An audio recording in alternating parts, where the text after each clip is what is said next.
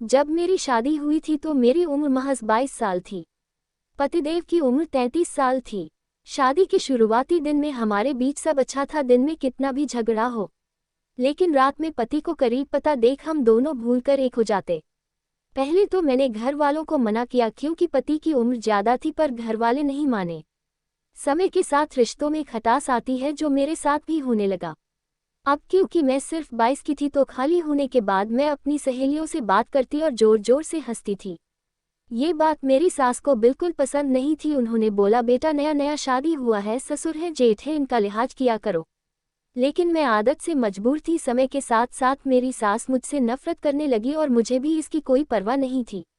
शादी के 1 साल बाद मेरे पति को काम से विदेश जाना हुआ, जिसके लिए मैंने भी बोला तो उन्होंने बोला कि मात्र 2 महीने के लिए जाना है, कंपनी सिर्फ मेरा पैसा देगी। लेकिन मुझे तो बस जाना था। इसी बात को लेके हम दोनों में अनबन हो गई और मैं अपने मायके आ गई।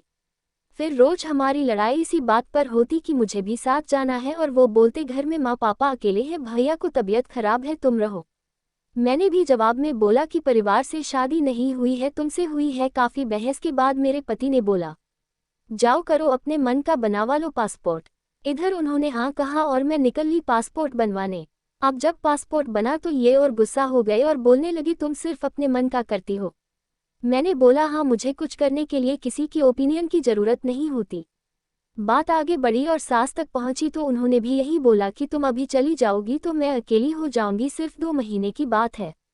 उसके बाद मैं इस शर्त पे रुकती हूँ कि मैं ये 2 महीना अपने मायके रहूंगी।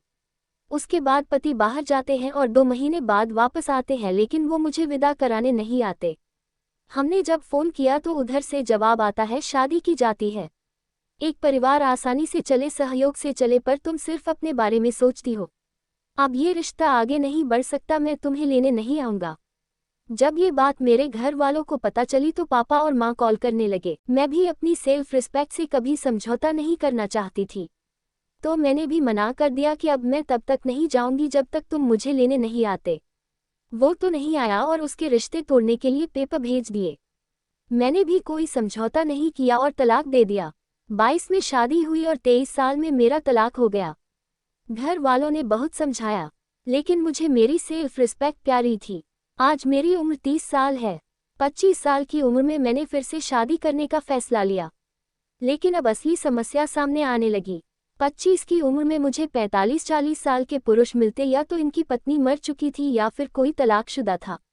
लेकिन अभी तक मेरी दूसरी शादी नहीं हो पाई है क्योंकि मेरे यार एक ठप्पा लगा है दूसरी शादी का।